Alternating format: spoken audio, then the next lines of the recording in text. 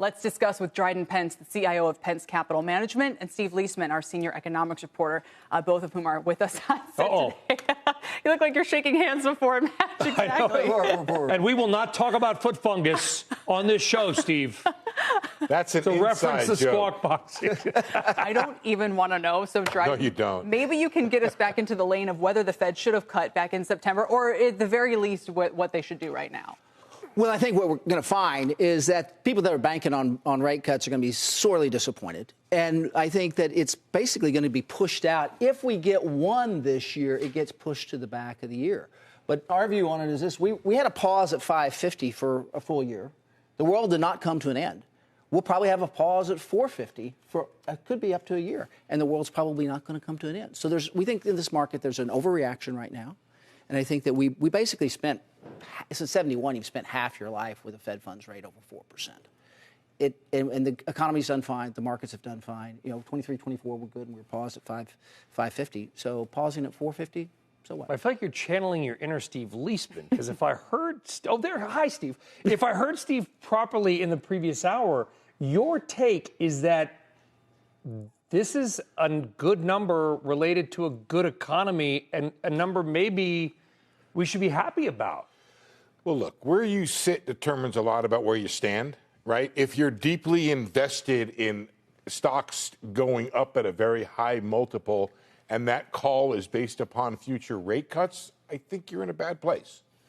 If you like to cover the economy and you like to see people employed, you like to see wages, and you believe that ultimately earnings will be determined by the strength of the economy, which is determined by the number of people employed and how much they're spending, then yeah, long term, I'm chill on all that. This is the good news. Is good news. So we're back. I want to be clear on this. No, I've never been away from that. No, you haven't. But let me ask you a question, Brian. Turn the tables. Or maybe our esteemed guest here. What's worth more to you? 250,000 more people employed, a 4.1% unemployment rate, or 50 basis points of Fed rate cuts? I like people employed. I'll take the jobs. I'll take the spending. And here's a preview. You're not going to get it any other show, which is just wait till our Monday retail monitor outlook with the NRF. Strong spending. I can't say. I'm saying just you wait.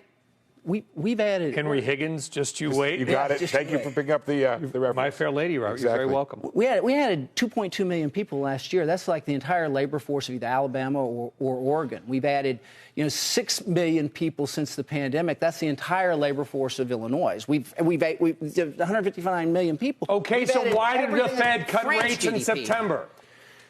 Why? I think that's a decent question. The August jobs report was bad. Remember? And there was a palpable crisis. sense. Guys, do you have my 3-month average The carry trade blew chart? up, remember, in early August? The private sector employment had come down quite strongly, from 170,000 to back then 110,000. One thing I did note this morning when that number came out was how the jobs were in the private sector this time around. Government spending had picked up the mantle. Government hiring had picked up the mantle for hiring in the economy, and there was a case for worry. There was also a sense, Brian. We set those rates at 5.5 to deal with an inflation problem that was north of 7. Inflation came down. You didn't need quite as much. The real question I think you might ask is, did the Fed overdo it by a quarter? Does it have to put that quarter back?